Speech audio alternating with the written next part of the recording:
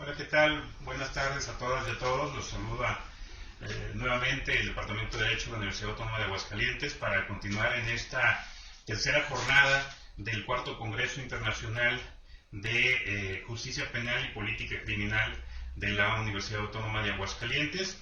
En esta ocasión pues, tenemos mucha alegría nuevamente, al igual que los demás días, por contar con nosotros con la doctora Paola de la Rosa, que pues, nos engalana y nos honra con su presencia y para platicar un tema muy interesante como lo es la ciberdelincuencia en el área digital, su regulación, sus impactos y todo esto que tiene que ver con estos temas de los medios digitales y la cuestión delictiva. Te agradezco mucho, Paola, que estés acá con nosotros y como le he No, pues comentado, gracias. gracias, como le he comentado a varios de nuestros ponentes y en estos días, pues esperamos pronto tenerte, digo aquí, no está tan lejos salir con los Aguascalientes, esperamos pronto tenerte de forma presencial aquí en la Universidad Autónoma de Aguascalientes. Antes de comenzar, voy a permitirme leer una breve reseña del vasto currículum que tiene la doctora Paola de la Rosa como presentación y luego ya le damos la palabra para que platique con nosotros. Les recuerdo a todas y a todos los que nos están viendo, que están incorporando, bueno, agradecerles nuevamente su presencia, que el enlace de registro para la cuestión de la constancia ya se encuentra desde las 4 de la tarde publicada en esta misma página del Departamento de Derecho para que recuerden hacer su registro y ese registro cuenta para todas las conferencias de esta jornada. Hoy tenemos prácticamente dos, aunque la que sigue van a estar dos ponentes con nosotros, entonces son dos en una. Y pues para que recuerden hacer su registro y poner sus preguntas y comentarios en este chat. Y al final la doctora Paola las atenderá y las comentará con ustedes. La doctora Paola de la Rosa es profesora investigadora de la Facultad de Derecho de la Universidad Autónoma de San Luis Potosí, en donde forma parte del cuerpo académico Criminología y Ciencias Forenses y coordina también actualmente la especialidad en Derecho Penal de la División de Estudios de Posgrado de la misma universidad. Es doctora en Derecho por la Universidad Autónoma de Nayarit, dentro del programa de doctorado interinstitucional en Derecho. Es miembro del Sistema Nacional de Investigadores, también cuenta con el perfil deseable PRODEP de la Secretaría de la Educación Pública. Tiene una maestría en Derecho Internacional por el Instituto Tecnológico Monterrey, en Capul Monterrey, una maestría en Derecho con enfoque en juicios orales por la Southeastern Law School en Los Ángeles, California. Y es licenciada en Derecho por la Facultad de Derecho de la Universidad Autónoma de San Luis Potosí, además de contar con certificaciones en litigio oral, tanto en Colorado como por la CETEC aquí en México. Ha elaborado en varios despachos jurídicos, actualmente está en la firma Alonso y Asociados y es docente en las materias del Sistema Penal Acusatorio, garantías del Sistema Penal Acusatorio, medios alternos, solución de conflictos y derecho internacional público. También la doctora de la Rosa ha sido profesora invitada en varias universidades del país e instituciones de gobierno respecto o con relación a la implementación del sistema penal acusatorio. Ha participado en diversos congresos y cursos de capacitación, incluso en el órgano judicial de Panamá. Y también ha escrito varias obras, tanto artículos científicos como libros en materia de sistema acusatorio, entre las que destacan lo que son las tecnologías, el ciberespacio y el derecho penal, la prueba ilícita en el sistema penal acusatorio, el éxito en el juicio oral, la ejecución de la pena en el sistema acusatorio y la prueba ilícita, sus premisas, regulación y excepciones, entre otras muchas obras. Estimada Paola, muchas gracias nuevamente por estar aquí con nosotros y pues te dejo aquí con el auditorio, que sé que tu charla va a ser de gran productividad. Gracias. Ok, no, pues muchísimas gracias, Eloy, amigo, colega, por hacerme esta invitación y a la Universidad Autónoma de Aguascalientes por pues hacerme partícipe del Cuarto Congreso Internacional de Justicia Penal y Política Criminal. Y pues también agradezco a las personas que se están conectando y esperemos que sea, pues ahora sí que ilustrativa, pues esta plática sobre la ciberdelincuencia en la era digital, su regulación y pues impactos que se han tenido.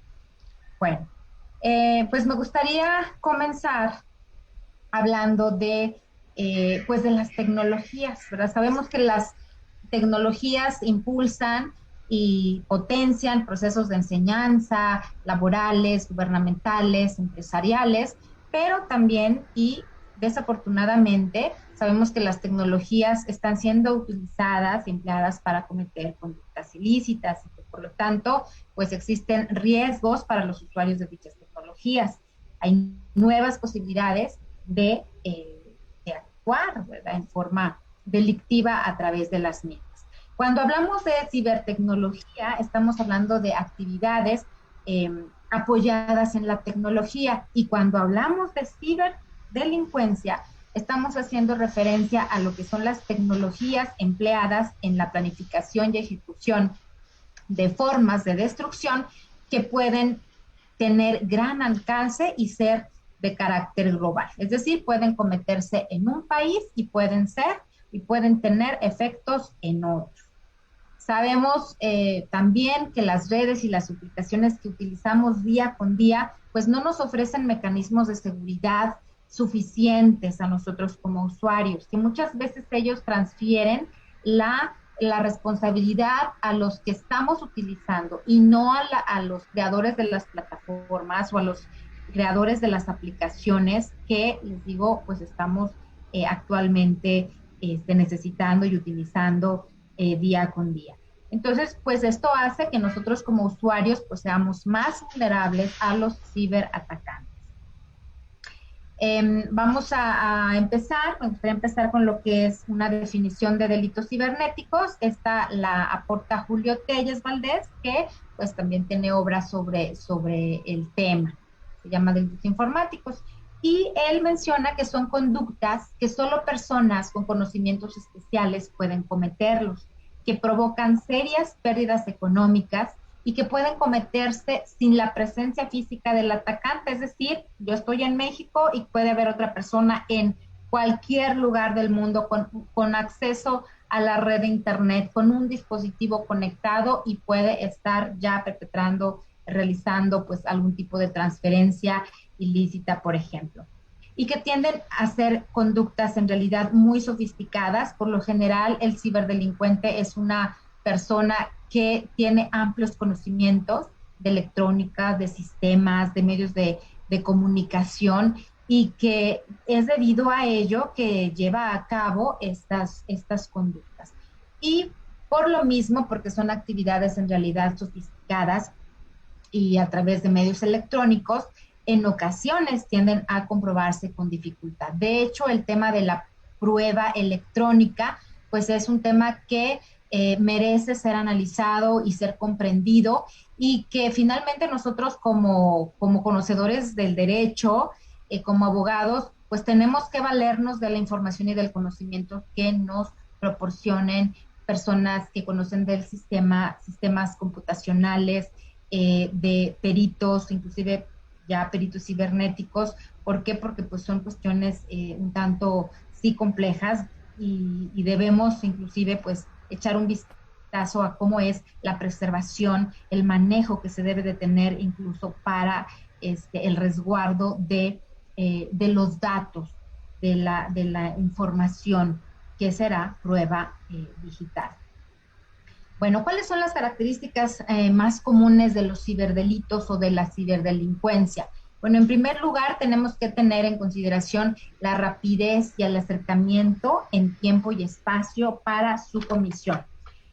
Pues sabemos que los ciberdelincuentes tienden a ejecutar sus conductas a una gran escala y una gran velocidad también, y que en cuestión de segundos y con prácticamente, ¿verdad?, dando un clic, pueden hacer transferencias importantes y grandes, y generar grandes pérdidas económicas. También sabemos que no requieren la presencia física del atacante porque, como lo mencioné, con tener una conexión a internet y un dispositivo conectado a la misma, se puede realizar sin necesidad de trasladarse, de viajar y de ir inclusive al lugar en donde está la computadora a la cual pues van a accesar ilícitamente. Se requiere de especialización técnica para su comisión. Hay dificultad de localización del delito cibernético muchas veces, en donde se cometió, y muchas veces son varios los lugares, como se podrá apreciar si nos alcanza el tiempo en esta plática.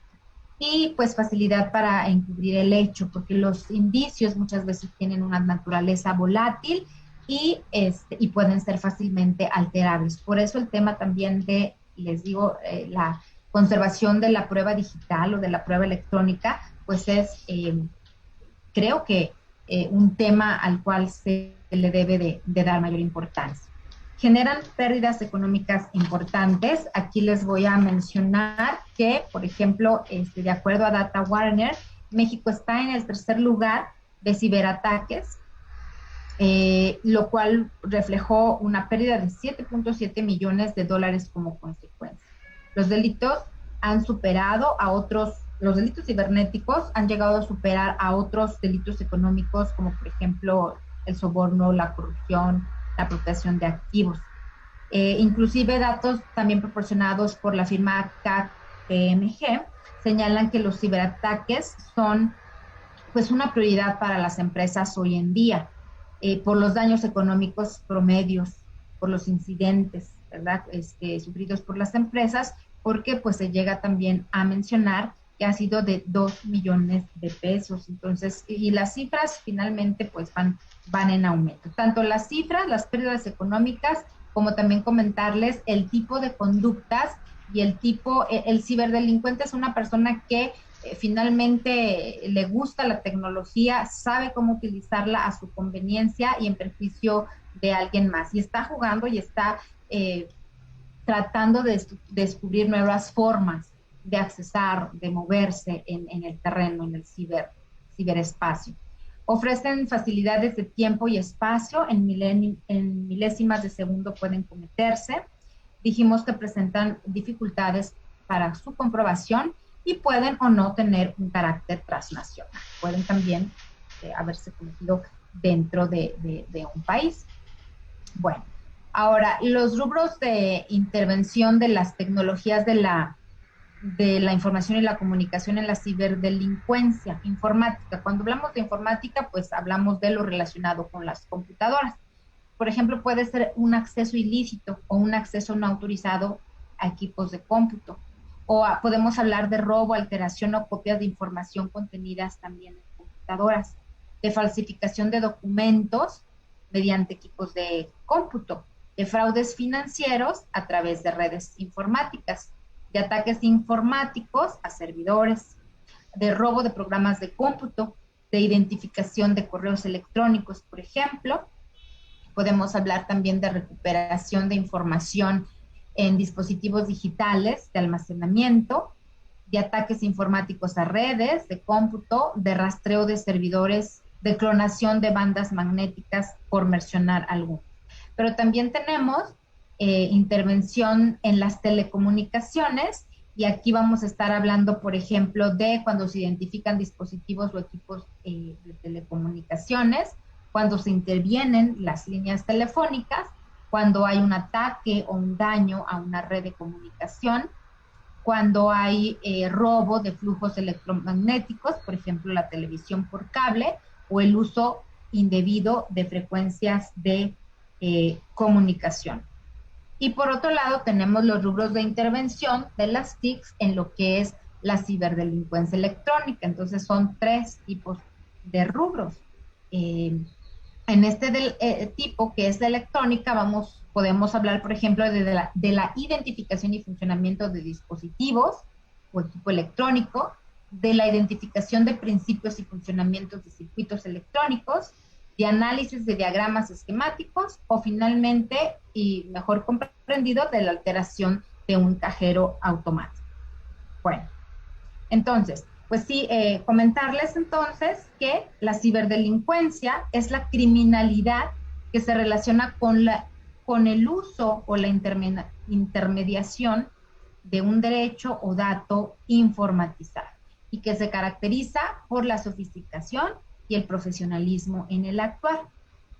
Bueno, el delito cibernético, por otro lado, como ya di la definición de Julio Telles, pero bueno, también mencionarles que en 1983 la OSD propuso una definición para delito cibernético, mencionando que son conductas antijurídicas no éticas o no autorizadas que implican el procesamiento automático de datos y la transmisión de datos. Y que pues es una conducta, como sabemos, típica, antijurídica, culpable o dolosa y punible, en el que se tienen equipos, dispositivos o plataformas digitales, medios informáticos, electrónicos o telemáticos como instrumento o como fin para cometer una conducta ilícita. Señalar, ¿verdad? Y es muy importante que solo personas con conocimientos especializados en sistemas electrónicos, en sistemas tecnológicos o sistemas computacionales, que son quien pueden cometerlo. Y que, bueno, sin la presencia física del atacante. ¿Cuál es el tipo de información que utilizan los ciberdelincuentes? Nuestros datos personales, pueden utilizar nuestra información financiera, pueden inclusive utilizar nuestra información de acceso, ¿verdad? Por ejemplo, los hackers que saben el nombre de usuario, las passwords o las contraseñas que utilizamos. Entonces, pues son personas que saben de cómo tener ese acceso a nuestra información personal y que luego de ahí viene el robo de, por ejemplo, el robo de la identidad, ¿verdad? de una persona, y que ya está utilizando mi nombre, está utilizando mi imagen, entre otras cuestiones. Y los medios de propagación, pues entre ellos encontramos lo que es el correo electrónico, las redes sociales, las llamadas telefónicas, entre otros. O sea, finalmente, pues sí me gustaría comentarles que son, que los medios inclusive van en aumento. Así como surgen nuevos dispositivos, pues así ese nuevo dispositivo puede ser utilizado por el ciberdelincuente para perpetrar una conducta pues castigada por la ley.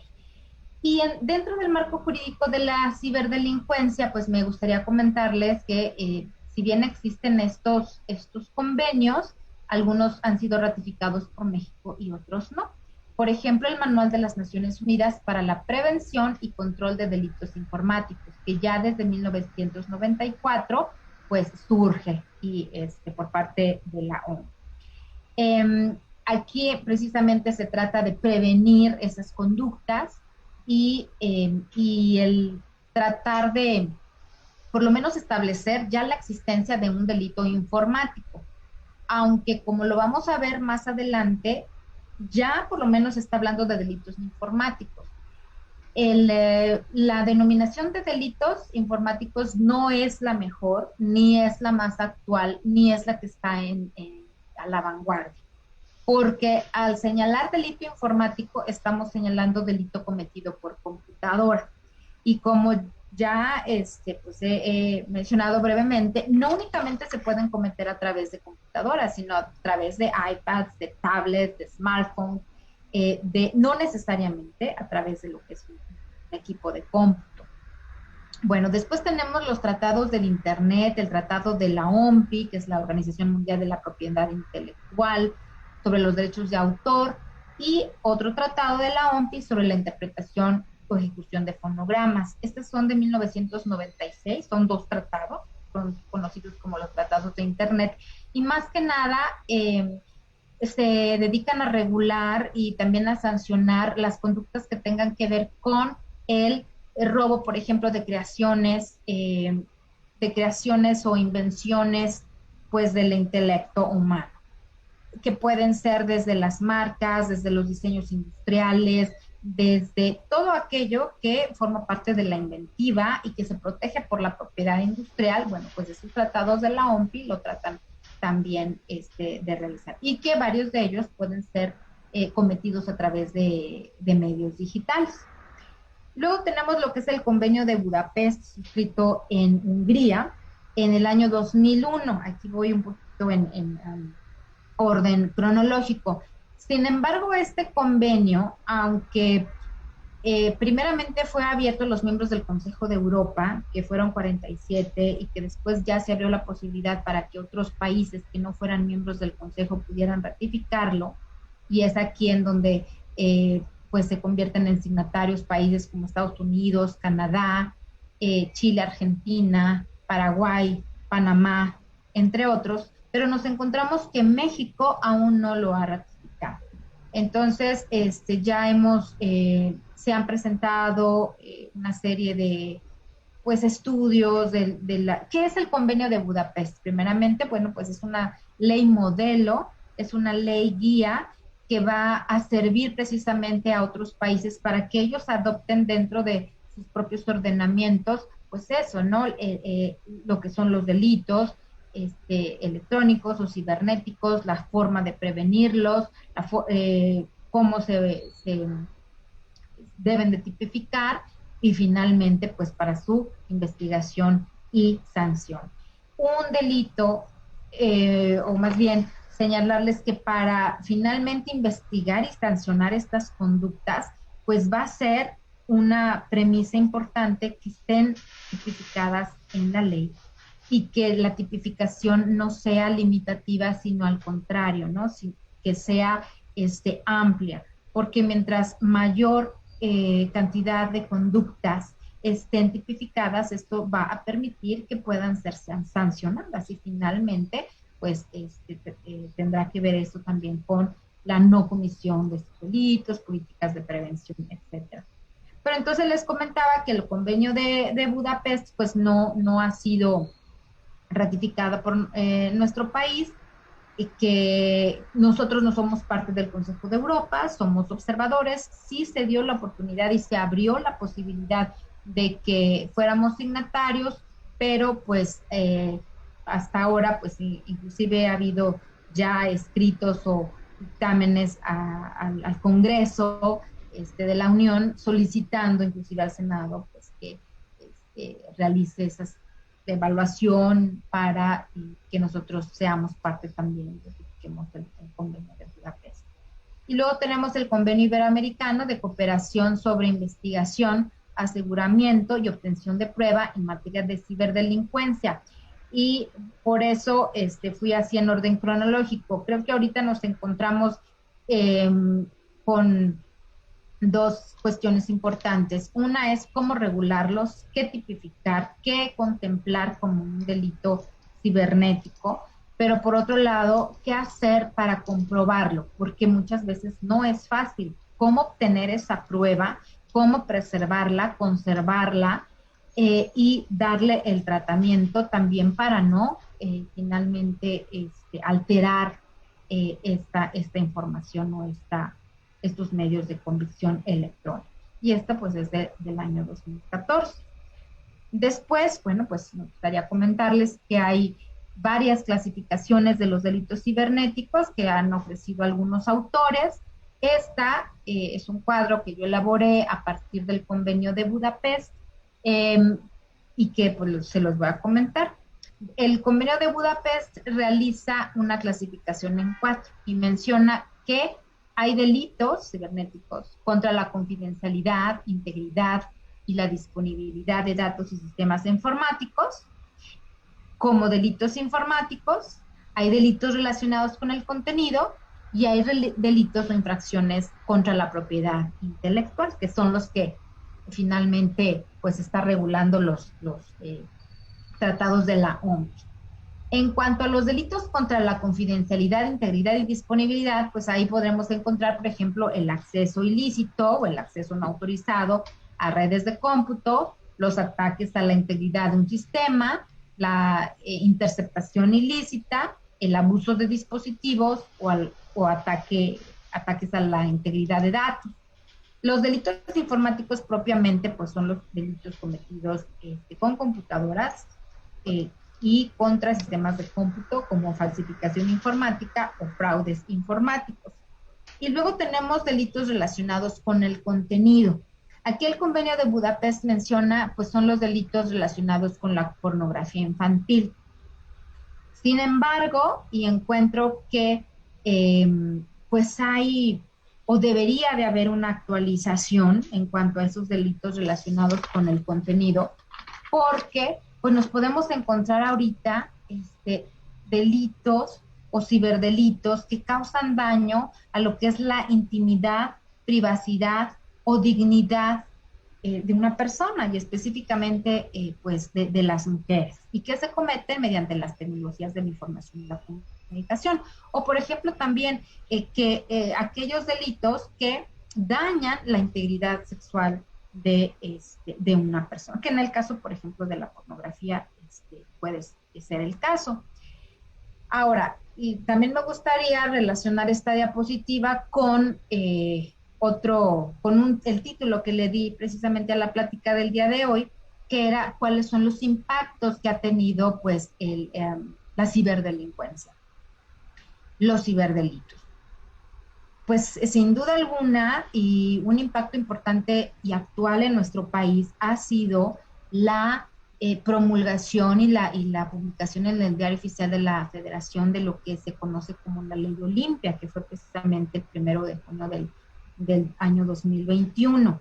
Y que con esta ley, pues hay una serie de cambios y modificaciones tanto al Código Penal Federal como a la Ley General para las mujeres de acceso a las mujeres a una vida libre de violencia, en la cual pues ya se señalan varios conceptos que antes no estaban contemplados en la ley y que por lo tanto pues no se podían sancionar. A la Ley General de acceso a la mujer a una vida libre de violencia se le añade el capítulo 4, ya específicamente, y estoy aterrizando aquí en México, y este capítulo es denominado de la violencia digital o mediática. Entonces ya hay, y les digo otra vez como impacto, ¿verdad? Como consecuencia de una falta de regulación de esta difusión ilícita de imágenes o de este acoso, ¿verdad? A través de medios electrónicos, pues ahora se ha contemplado precisamente lo que es la violencia digital y mediática en México. Y les voy a mencionar, pues, qué es la violencia digital. La violencia digital es toda acción dolosa realizada mediante las tecnologías de la información y comunicación por la que se exponga o compartan imágenes, audios, videos, ya sea reales o bien simulados, de contenido íntimo sexual de una persona sin su consentimiento, sin su aprobación, sin su autorización y que le esté causando un daño psicológico, emocional o en cualquier ámbito de su vida privada y en su imagen propia. De igual forma, la violencia digital también se denomina a aquellos actos dolosos que causen daño a la intimidad, privacidad y dignidad de las mujeres que se cometan por medio de las tecnologías de la información y la comunicación. Entonces ahí está, pues hablando precisamente de lo que es la violencia digital. Y otro pues concepto también se está regulando ahora, contemplando, es la violencia mediática o la violencia en medios de comunicación, que esta aplica cuando una persona física o moral utiliza medios de comunicación para promover estereotipos sexuales o bien pues hacer apología de violencia contra mujeres y niñas o producir o permitir discursos de odio sexista e incluso feminicida. Entonces, bueno, esto ha quedado ya pues plasmado, ya fue inclusive fue aprobado el 5 de noviembre del año 2020 por el Senado y se habla entonces ahora de una mayor cantidad de delitos. Se habla, por ejemplo, de la pornovenganza, en donde cualquier difusión de imágenes o momentos íntimos de una persona sin su consentimiento va a ser sancionada por 3 años. La violación a la intimidad sexual, que será sancionada de 4 a 7 años. El acoso sexual digital, que aquí estamos hablando de divulgar audios, videos o fotos, un mínimo de 3 años. Y, por ejemplo, el robo de material sexual sin el consentimiento también será sancionado de 3 a 6 años. Y si a esto le añadimos la difusión de las mismas imágenes, será penado con 7 años. El acoso sexual en transporte público también queda contemplado. La violencia digital, que es pues a través de correos, de redes, de internet, Si alguien, por ejemplo, distribuye, exhibe, transmite, publica, oferta, intercambia, pues esta serie de imágenes, de audios, de videos, pues entonces será sancionado de igual forma. Y el delito, pues si se comete por un servidor público, pues será un agravante, tendrá más años en prisión, o bien si la persona que lo está distribuyendo, exhibiendo, publicando o intercambiando tenía una relación sentimental con la persona afectada. Entonces, creo que este es, pues, sí, una gran avance que se ha hecho, al menos en el país. Cabe mencionar que esto fue en el 2021, en donde ya se hacen estas modificaciones en el Código Penal Federal, pero que ya a partir del año, por ejemplo, 2017, 2018, ya eran 18, 20, más de 20 los estados que habían ya también contemplado algunos de estos delitos en sus códigos penales. De hecho, esta conocida como la Ley Olimpia señala también que las entidades federativas, que los estados tienen 180 días o 6 meses para hacer modificaciones a sus códigos penales estatales para contemplar, regular, para incluir precisamente estas conductas y sancionarlas. Y además señala que los jueces podrán pues hacer que que adoptar lo que son medidas de protección para la víctima, y en este sentido pues solicitar a lo que son los medios digitales la eliminación del material que está pues dañando precisamente la integridad, la dignidad de la víctima. Entonces son cambios que les digo pues se han venido dando a raíz de pues el llamado tan grande, tan importante de pues estas víctimas de esa violencia también digital. Ya el INEGI, por ejemplo, reporta en 2019 que 4 de 10 mujeres entre 12 y 59 años han recibido, por ejemplo, mensajes ofensivos, que 73 de cada 100 mujeres han recibido críticas por apariencia personal, por su apariencia física, también medios electrónicos, y que 26 de 100 mujeres han recibido contenido sexual no solicitado. Entonces, bueno, pues esta es una cuestión que les digo, podemos manejarlo o verlo, percibirlo como un avance que se ha tenido a partir de estas conductas ilícitas que se realizaban y se siguen realizando lastimosamente a través de los medios pues digitales. Ok. Bueno, también mencionarles, si no es que ya me pasé aquí no, está bien el tiempo. ¿Cuál es la tipificación de los delitos cibernéticos? Bueno, pues aquí vamos a encontrar quién es el sujeto activo. Pues el sujeto activo va a estar, ¿quién va a ser el que lo va a estar cometiendo? Pues son personas que dijimos pues ya tienen el conocimiento, que tienen ya un conocimiento sofisticado, que son personas, analistas de sistemas, programadores, analistas de comunicaciones, o supervisores inclusive que tienen pues este conocimiento especializado. El sujeto pasivo está compuesto por víctimas que en su denominador común pues utilizamos la red electrónica, los usuarios de las plataformas, de las redes electrónicas, y que podemos ser particulares, es decir, cualquier persona física o moral que esté siendo usuaria de un medio electrónico. Puede ser, por ejemplo, también el Estado o bien algún funcionario público que esté trabajando también para la esfera pública gubernamental, o bien también pues podemos hablar de que el sujeto pasivo pues son las empresas y el sistema financiero, porque como ya lo he mencionado, pues hay una gran cantidad de pérdidas económicas, de daños patrimoniales, y que pues se contabilizan de tal forma. Bueno, en cuanto a lo que es la atribución del delito, aquí pues sabemos, ¿no? Para atribuir el delito a un individuo, pues el órgano acusador debe de encuadrar el hecho cometido con una conducta descrita por la ley penal, ¿verdad? Sancionada como antijurídica.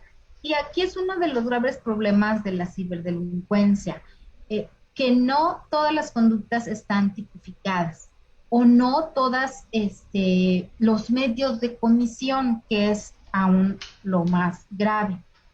Si una conducta no se señala, ¿verdad? Que sea cometida por medios electrónicos, digitales, entonces, pues muchas veces no va a encuadrar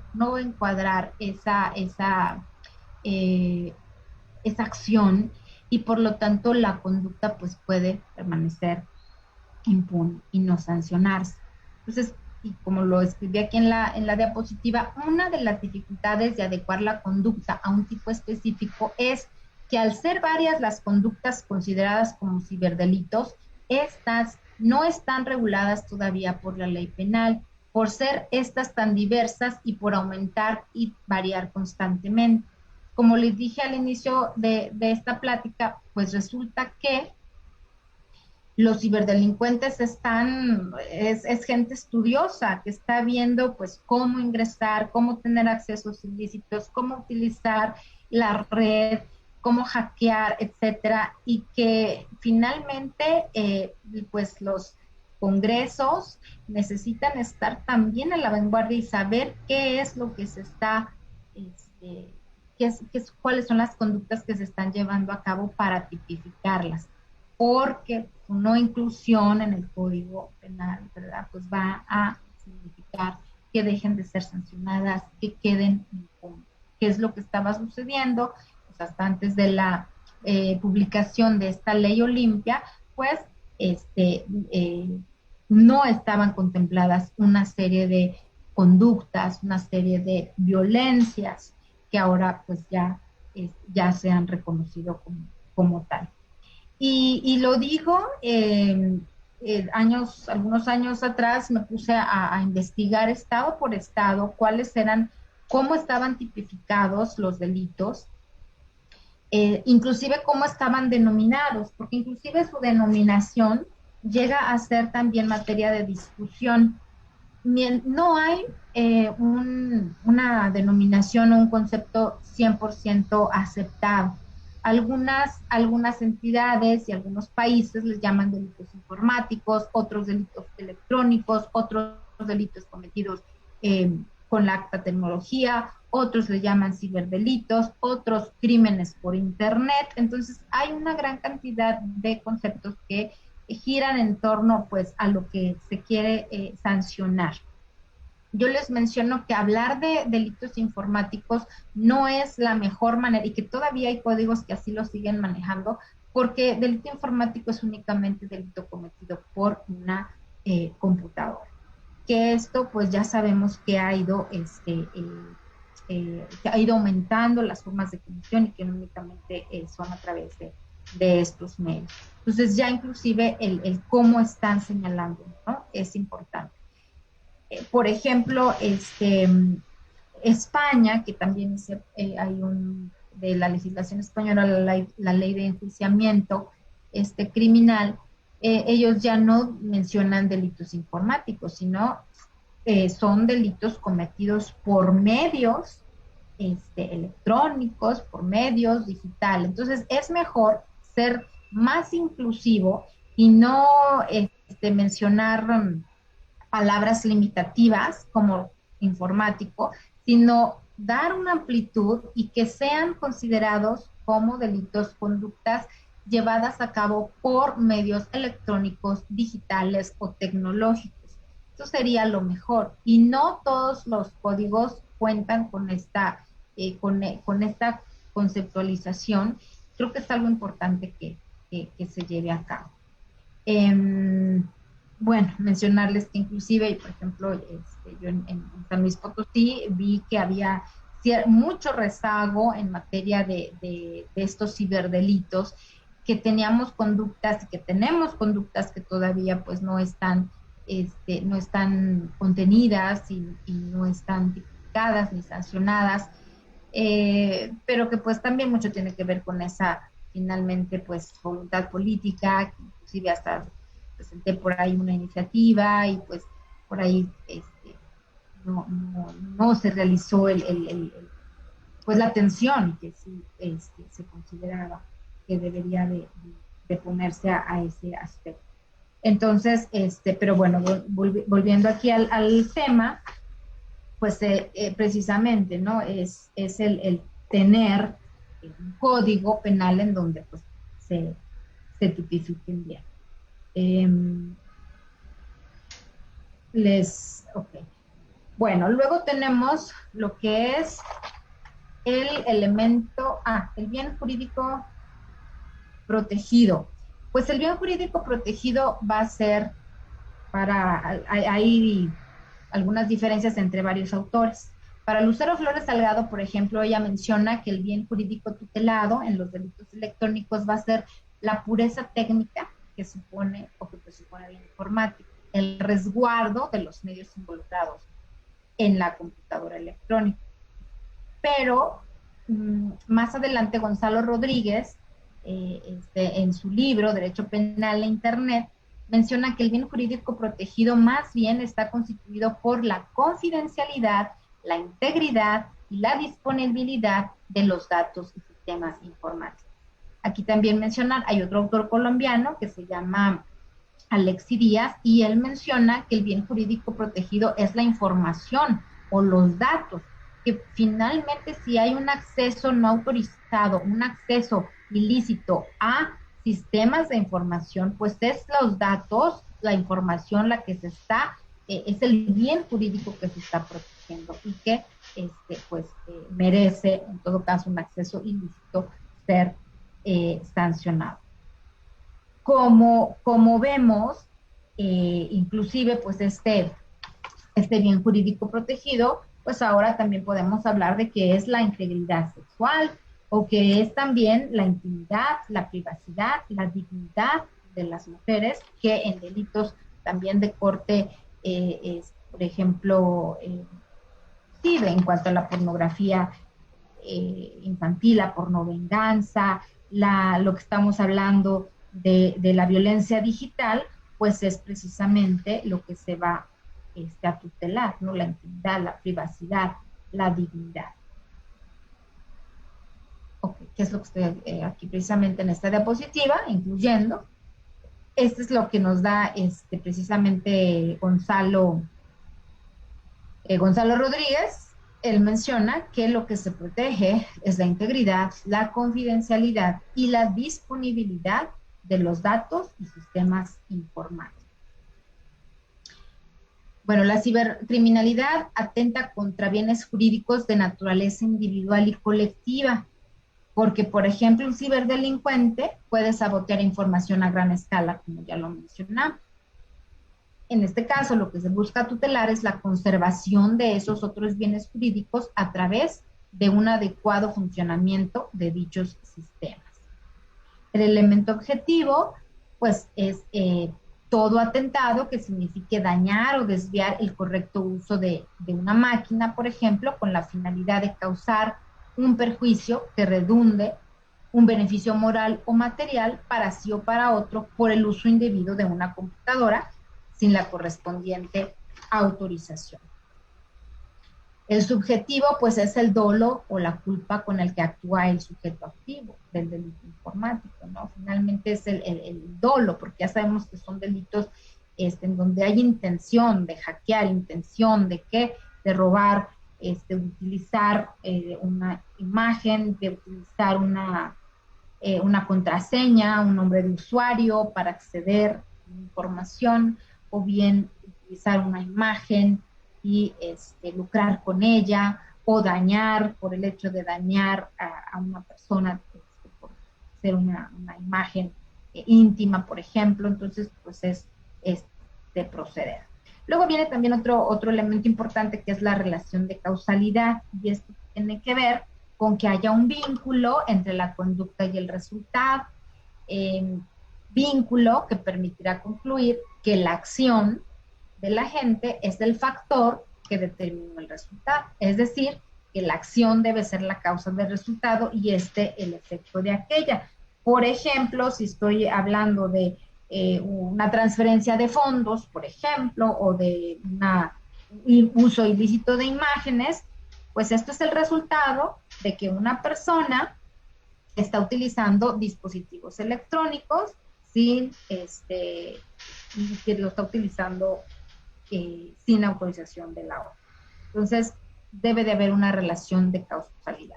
Luego nos vamos a encontrar con lo que es el resultado. Pues esto también puede variar, como lo tengo ahí en mi diapositiva.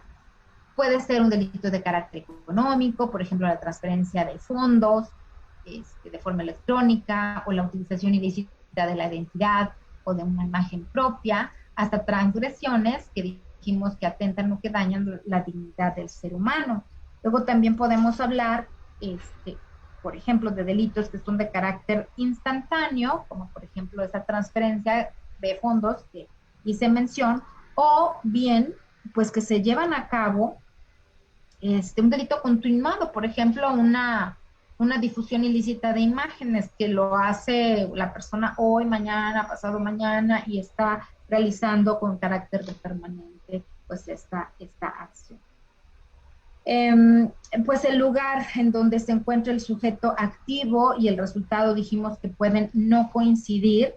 De hecho, se han dado, y en las investigaciones que he realizado, se han dado casos en donde una persona, por ejemplo, no sé, de Medio Oriente, en donde una conducta no esté tipificada, puede desde su país estar realizando una determinada conducta que tiene efecto en otro país en donde sí es sancionado, pero como ahí nos vamos a encontrar con la situación de que fue cometido en un lugar en donde no existía no estaba tipificado. Entonces hay una cuestión de,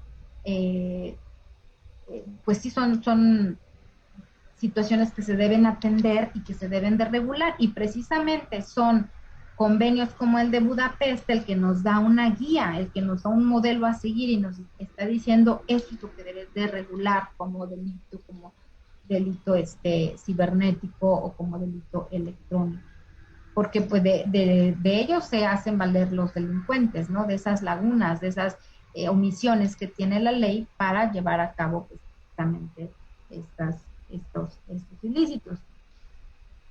Puede ser, dijimos ya, transfronterizo o global, que se lleve a cabo no únicamente en un país, sino en varios, y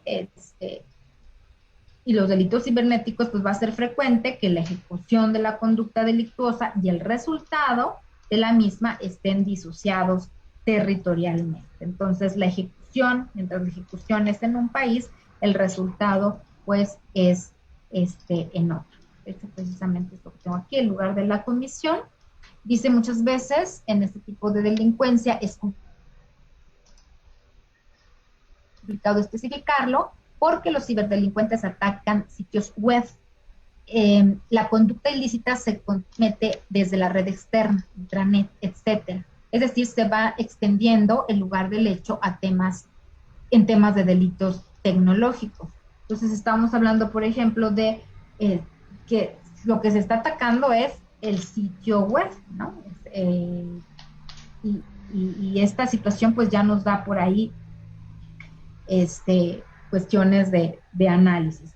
Otra cuestión que también me he encontrado al realizar investigaciones en este sentido es que, pues obviamente, cada país tiene regulados sus delitos, inclusive cada entidad federativa en un sistema federal, y que no es lo mismo, pues como no es lo mismo cómo están regulados, y no es lo mismo ni siquiera pues la edad en la que se permite, por ejemplo, a los menores entrar a dispositivos, etcétera.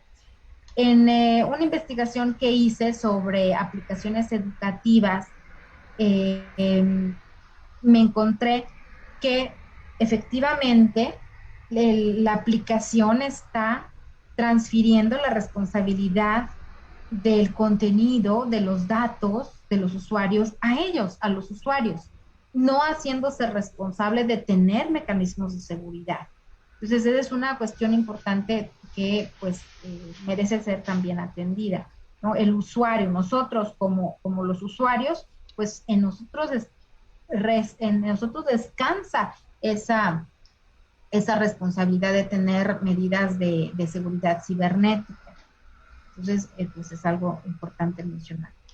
Que finalmente de más de 30 plataformas, aplicaciones en las que estuve haciendo esta investigación, más del 80% o el 85% no piden el consentimiento del usuario para permitir, ¿verdad?, que otros puedan accesar a esa información, lo cual pues ya de por sí agrava la situación y nos convierte a nosotros en más vulnerables. Creo que también debe de ser, ¿cómo se llama?, regulado. Y otra cuestión también que me encuentro con esta investigación es que comparte la información, o sea, que la aplicación o que la plataforma finalmente, y lo menciona ahí en sus políticas de privacidad cuando damos el clic, cuando estamos abriendo ya las cuentas en esa aplicación o en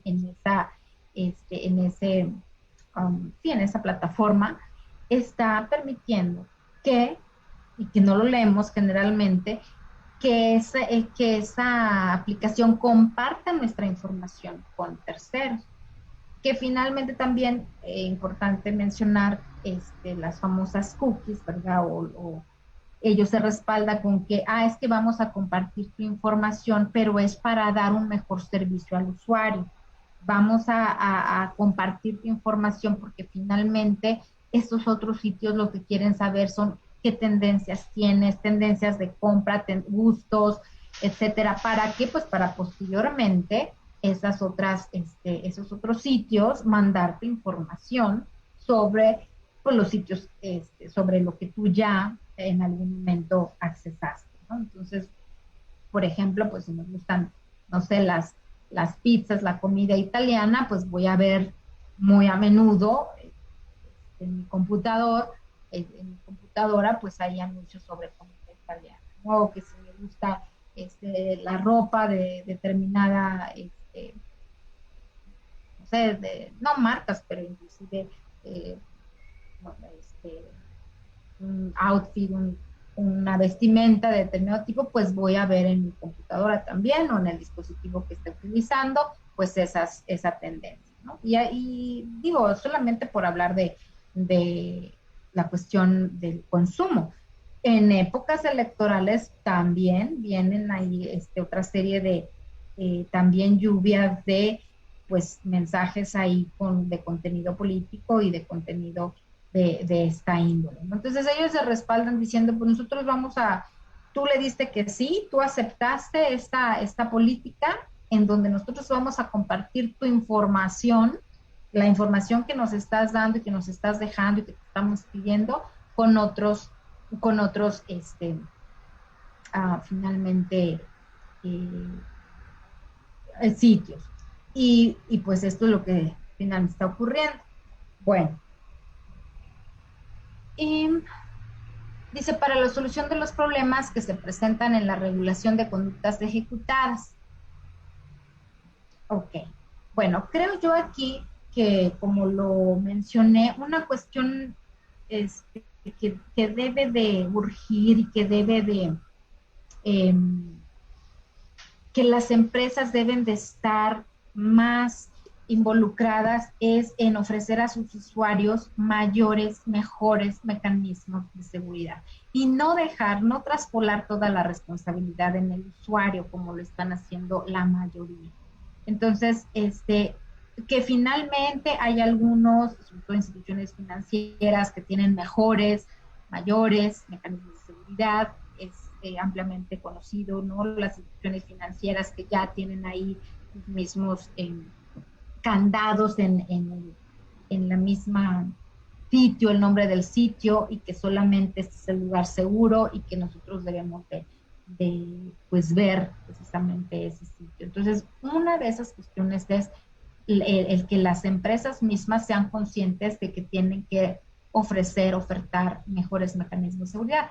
Claro que nosotros como usuarios también de nosotros reside la responsabilidad de pues saber en cuanto a las medidas de seguridad, ¿no? Sí, por otra parte tenemos esta responsabilidad.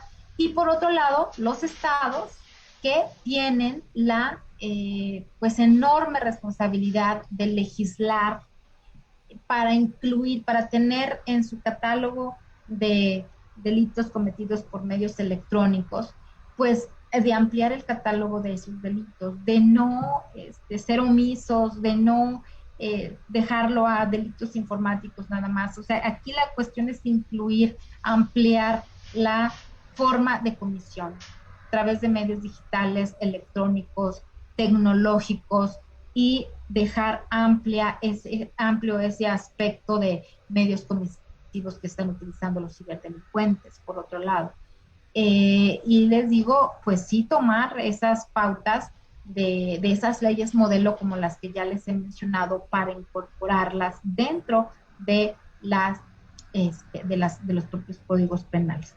Creo que eso va a ser importante para poder, pues, en un momento dado, llegar a combatir esta ciberdelincuencia, que, pues, ahora sí que ha dejado grandes costos, ha dejado grandes daños en materia económica. Por un lado, ya les comenté cuáles han sido los millones de dólares que pues se ha perdido en el sistema financiero mexicano, pero por otro lado que ha dejado daños también importantes, daños psicológicos, daños emocionales a las personas que han sufrido violencia, lo que ahora conocemos como violencia mediática y digital, que no estaba contemplada, pero que ahora pues ya empezamos a hacer. Entonces, pues la invitación es esa. Creo que es un tema que en México pues se está contemplando, se están tomando los pasos. Creo que los pasos no son agigantados, sino que estamos prosiguiendo pues de una forma y muchas veces forzado, ¿verdad? Por los movimientos, por estas protestas de la gente que pues ante el hartazgo y ante pues un descontento con lo que está sucediendo. Pero si queremos investigar y sancionar y finalmente si queremos combatir la ciberdelincuencia, es necesario tener un marco regulatorio apropiado, tipificar en los códigos estas conductas de una forma no limitativa, sino al contrario, de una forma amplia. Bueno, creo que por el tiempo me gustaría dejarlo aquí y ver si hay algunas preguntas o y bueno, pues invitarlo a que sigan leyendo del tema. Gracias, doctora Paola. Hay algunas preguntas, por cuestión de tiempo vamos a seleccionar algunas. La primera de César Omar Cruz Barrera dice: en lo relativo a la aprobación de la ley que busca el registro de todos los números telefónicos, ¿considera que dicha ley realmente facilitaría la investigación de los delitos y generaría menor impunidad? La ley que permite a ver, ¿me repite otra vez? Es lo del PANAUT, lo de la ley que permite el registro o que obliga al registro de los números telefónicos. Bueno, pues ahora sí que es, o considero que es una cuestión en dos vertientes, ¿verdad? Porque también el tener registrado nuestros datos tan personales, ¿verdad? Como es los teléfonos, y no saber de repente en qué banco de datos están o qué utilización se les puede dar, pues eso también puede representar graves riesgos. Entonces, por un lado, sé, ¿verdad?, que pues hay ya iniciativas o que se quiere regular, ¿verdad?, sobre el resguardo o sobre el registro más bien de todos estos datos, que muchas veces son hasta datos biométricos o sensibles, y que pues ya sabemos que finalmente la ciudadanía, pues más que segura nos sentimos vulnerada, ¿no? ¿A dónde van a dar nuestros datos? ¿O qué se va a hacer con ese banco de información que tarde que temprano inclusive puede parar en lo que es pues las manos y el intelecto, ¿verdad?, de los ciberdelincuentes, que sería también otra cuestión a tener en cuenta. Muy bien, gracias, doctora. Hay otra pregunta. ¿Qué podría hacer un particular en caso de ser víctima de un delito cibernético de un país diferente al del sujeto activo?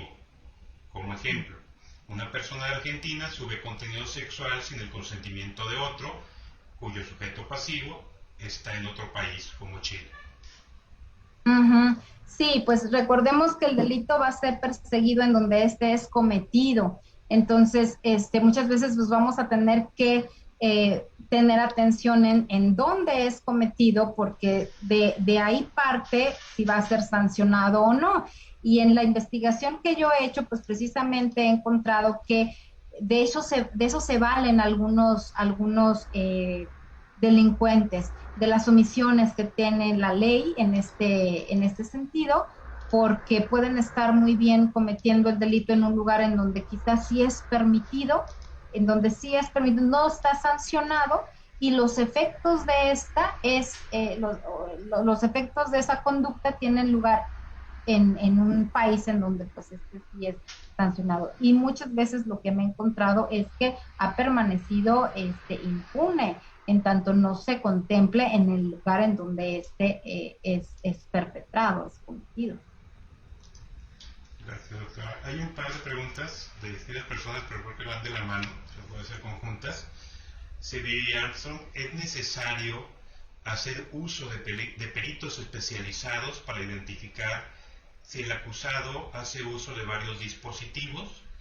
Y la pregunta siguiente de Cristian Aguilera. ¿Qué cree que no lo oigo? No escucho bien la pregunta. Sí, dice, ¿es necesario hacer uso de peritos especializados? No sé si es mi conexión. De hecho, sí, Paola, porque quedaste, ya te ves, ya estabas como congelada. Porque no escuché la... ¿Ya nos escuchas? Sí, no pude escuchar. Ok.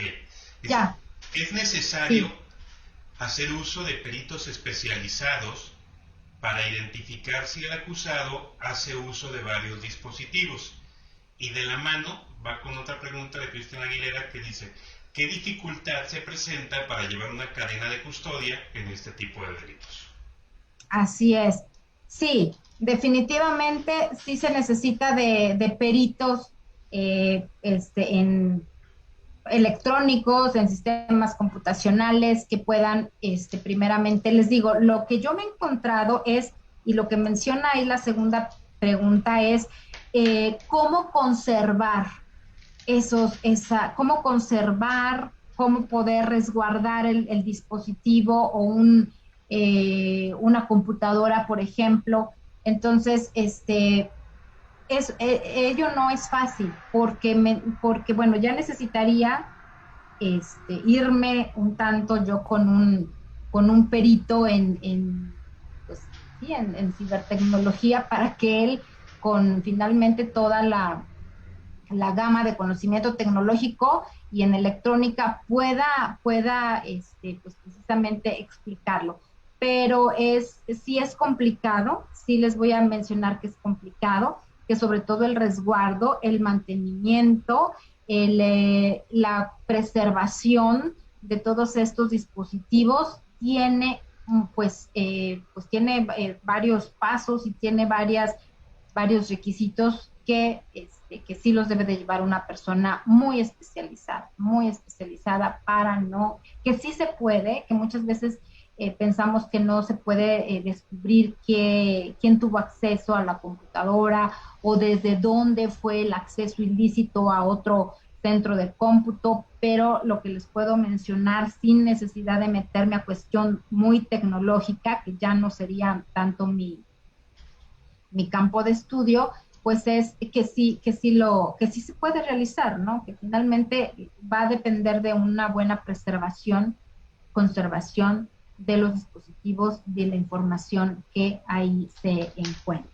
Y que todo esto, pues, tiene varios protocolos que necesitan seguirse, ¿sí? Pues, de hecho, sí tengo por ahí información más, no me gustaría como que irme ya a un terreno que no tanto domino, porque más bien sería ya de una persona especializada en estos protocolos pues sí, de tecnología, ¿no? Muy bien, doctora, muchas gracias. Hay un par de preguntas más, te las vamos a hacer llegar. Les pedimos a que estén ahí al pendiente. Pues difundimos la información. Y por cuestiones de tiempo vamos a parar ahí porque en 5 minutos más vamos a comenzar la siguiente conferencia.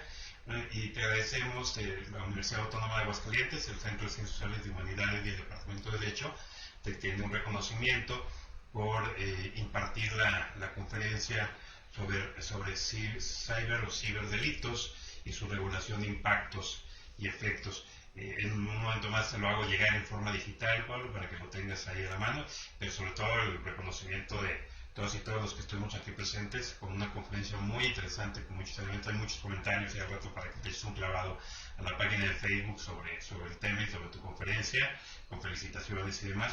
Y te agradecemos mucho que hayas estado con nosotros, aunque sea de forma virtual, en esta Universidad Autónoma de Aguascalientes, en este 4º Congreso Internacional de Justicia Penal.